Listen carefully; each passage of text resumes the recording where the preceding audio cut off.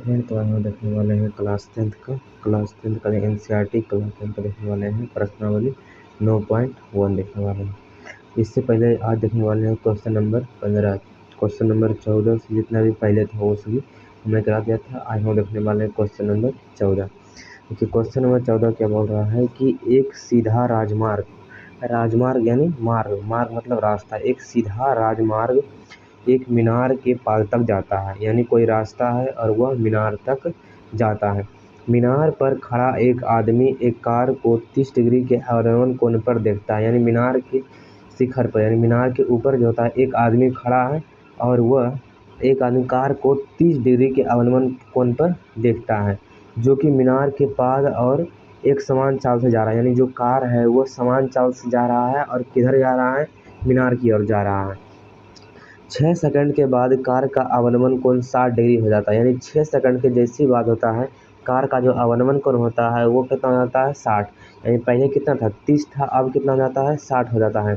इस बिंदु से मीनार के पाद तक, यानी इस बिंदु से 6 सेकंड के बाद जो बिंदु आया बाद में, इस बिंदु से मीनार के पाद तक पहुंचने में कार द्वारा लिया गया समय, यानी जिस बिंदु पर 6 सेकंड के बाद हुआ उस बिंदु से मीनार के पाद तक यानी पैर तक पहुंचने में कितना समय लगेगा।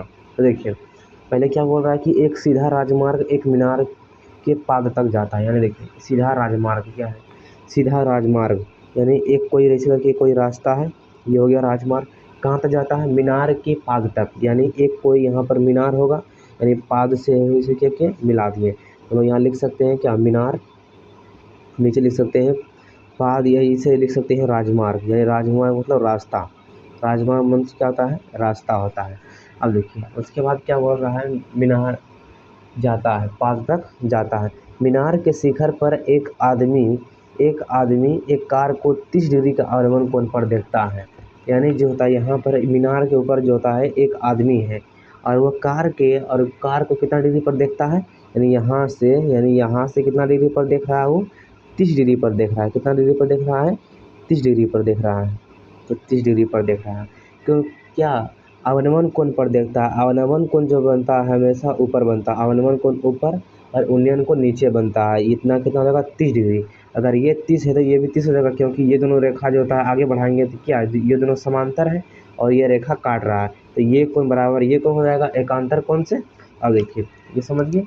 अब देखिए आगे क्या बोल रहा है, एक आदमी कार को 30 डिग्री के अवलंबन कोण पर देखता है जो कि मीनार के पाद की एक समान चाल से जा रहा है, यानी जो ये जो कार है, यहाँ पर जो कार है ये किसकी ओर जा रहा है, मीनार के पाद तक जा रहा है और कैसे जा रहा है, एक समान चाल से जा रहा है।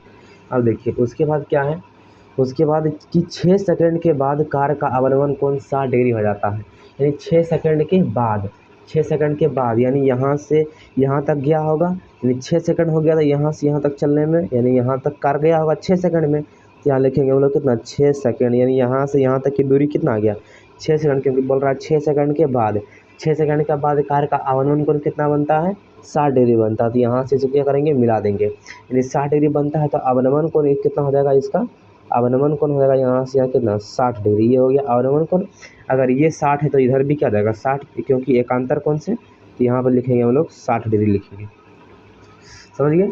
अब देखिए 60 डिग्री हो जाता है। इस बिंदु से मीनार के पाद तक पहुँचने में कार द्वारा लिया गया समय याद करना है, यानी कौन से बिंदु, यानी इस बिंदु से मीनार के पाद तक, यानी इस बिंदु से इस बिंदु तक पहुँचने में कितना समय लिया गया है। अब देखिए हम जानते हैं कि पहले जिसको हम लोग निकालना उसको क्या मानते हैं, हम लोग x मानते हैं। देखिए पहले हम क्या बोल दिया है कि अगर देखिए ये क्या है, एक त्रिभुज समकोण त्रिभुज बन गया, तो हम लोग समकोण त्रिभुज का नाम दे देते हैं कि ABCD नाम दे दिए। अब हम लोग यहाँ पर लिखेंगे माना कि हम लोग किसका मान निकालना है, CB, यानी यहाँ इस बिंदु से मीनार के बिंदु तक पाद की क्या निकालना है, हम लोग को दूरी निकालना है, यानी यहाँ से यहाँ तक कितना समय लगा।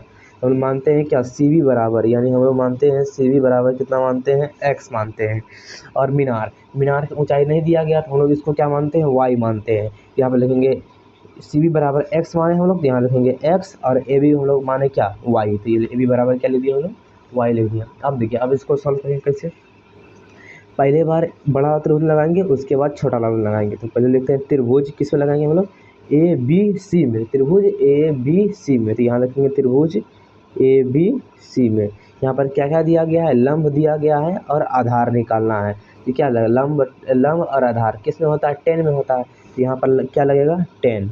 अब देखिए इस त्रिभुज के लिए थीटा का मान कितना यूज करेंगे, 60 डिग्री यूज करेंगे। ए बी सी के लिए थीटा का मान 60 डिग्री। तो यहाँ पर लिखेंगे 10 60 डिग्री बराबर क्या हो जाएगा, लंब बटे आधार। लंब क्या है, ए बी है, तो लंब लिखेंगे ए बी। आधार क्या है, सी बी, तो यहाँ लिखेंगे आधार में सी बी।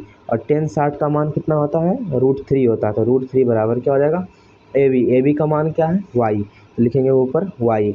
सी बी क्या माने हम लोग, एक्स माने हैं। तो यहाँ लिखेंगे हम लोग एक्स, यानी कोना को गुना कर देंगे कितना हो जाएगा, एक्स √3 बराबर क्या आ जाएगा, वाई। हम लोग को किसका मान निकालना है, एक्स का मान निकालना है। तो देखिए वाई को हम लोग बराबर कर दिए, तो इसको मानते हैं समीकरण 1 मानते हैं। अब देखिए अब समकोण त्रिभुज फिर से देखिए यहाँ पर लिख सकते हैं। फिर अब त्रिभुज किस में लगाएंगे, ये त्रिभुज तो हो गया, अब हम लगाएंगे बड़ा वाला त्रिभुज में। किस में लगाएंगे, बड़ा वाला त्रिभुज में। तो बड़ा वाला त्रिभुज क्या है, ए बी डी में लगाएंगे। तो यहाँ पर लिखेंगे त्रिभुज ए बी डी में। इसमें भी क्या लगेगा, लंब और आधार लगेगा, 10 लगेगा इसमें, क्योंकि लंब यहाँ है और आधार ये दिया गया है। तो इसमें भी क्या लगेगा, 10 लगेगा। तो हम लोग लिखेंगे 10। अब इसमें बड़े वाले त्रिभुज के लिए थीटा का मान क्या यूज करेंगे हम लोग, 30 डिग्री यूज करेंगे, क्योंकि यहाँ से यहाँ तक की कितना डिग्री को बन रहा है, 30 डिग्री बन रहा था। यानी 10 30 डिग्री बराबर क्या हो जाएगा, लंब में क्या रखेगा, ए बी रखाएगा, ए बी। उसके बाद आधार में कहाँ से कहाँ तक, बी से डी से बी तक, डी से बी तक, यहाँ लिखा है डी बी। अब देखिए 10 30 का मान होता है कितना, 1/√3 होता है। और ए बी को हम लोग क्या माने हैं, वाई, तो वाई। डी बी क्या हो जाएगा, यह 6 सेकंड है यहाँ से यहाँ तक की दूरी, और यहाँ से यहाँ तक हम लोग क्या माने हैं, एक्स माने, यानी ये दोनों क्या हो जाएगा, जुट जाएगा। यहाँ लिखेंगे 6 प्लस क्या हो जाएगा, एक्स हो जाएगा।